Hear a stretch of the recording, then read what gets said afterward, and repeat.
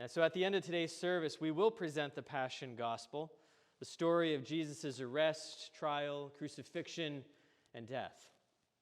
We will read it like a play, with myself and others taking on the various parts. One of the parts is the crowd, and that's where you come in. If you follow along in your program, you will notice about 2/3 of the way through the reading that you, the members of the congregation, are playing the part of the crowd. You have 4 lines, and I'd like to spend a few minutes during this short sermon to talk through those 4 lines in order to prepare you to say them. All right?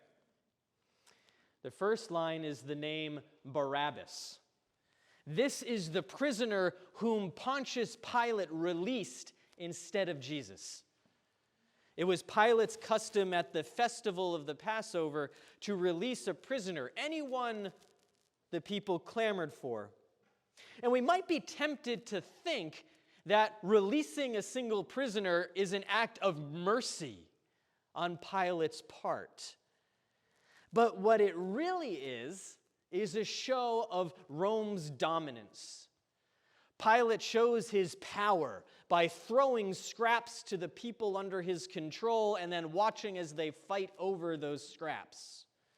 If he wanted to, Pilate could release all the prisoners. But by giving the people a limited choice, he pits them against each other. The chief priests and elders take these scraps from Pilate and persuade the crowd to ask for Barabbas.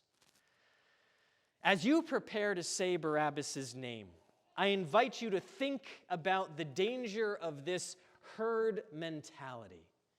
The crowd takes up the chant, not because it's the right thing to do, but because the people around them are also saying Barabbas' name.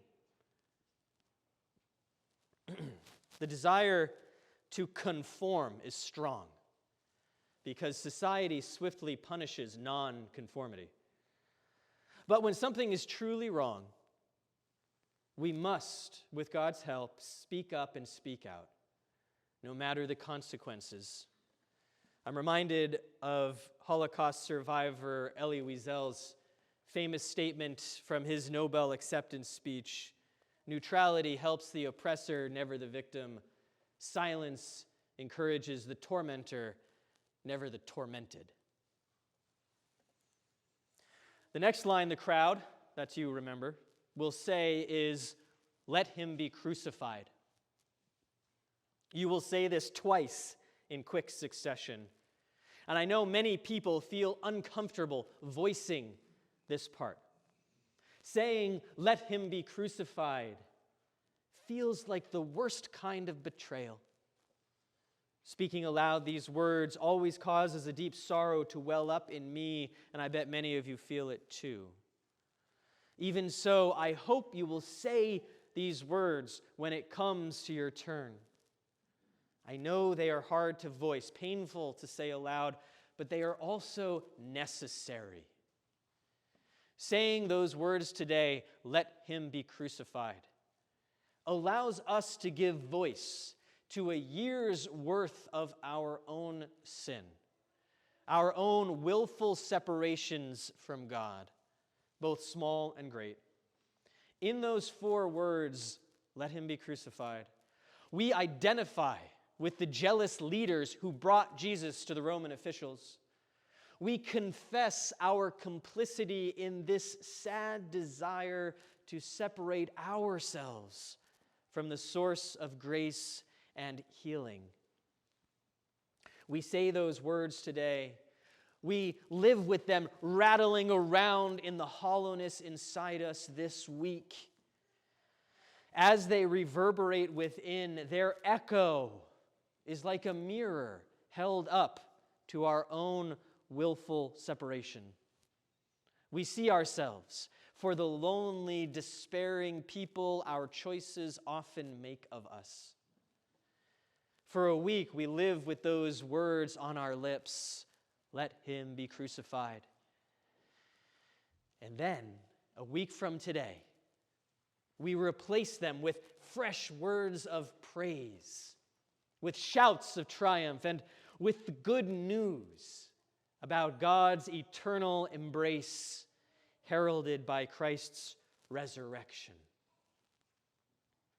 And that good news actually begins in a hidden way in the last line you will say today. His blood be on us and on our children. This, the crowd says, after Pilate literally washes his hands of the situation. These words are ironic in that they speak a truth the crowd doesn't realize at the time. From the earliest days of Christianity, followers of Jesus identified Jesus with the Passover lamb from the story of the Exodus. The Israelites painted their doorways with the blood of the lamb so the final plague of Egypt would not affect their households. The Passover lamb became a symbol of the mercy and grace of God.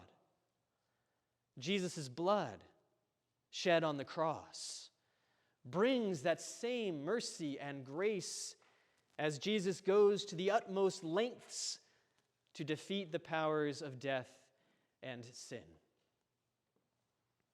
So these are the 4 lines that you as the crowd will say during the reading of the Passion Gospel. As you read them, remember that no matter how much we separate ourselves from God, God is never separate from us. Even though we call for someone else's release, even though we call for Jesus' crucifixion, even though we call for his blood, Jesus keeps calling us back into relationship with him as he spreads his arms of love out on the hard wood of the cross. Amen.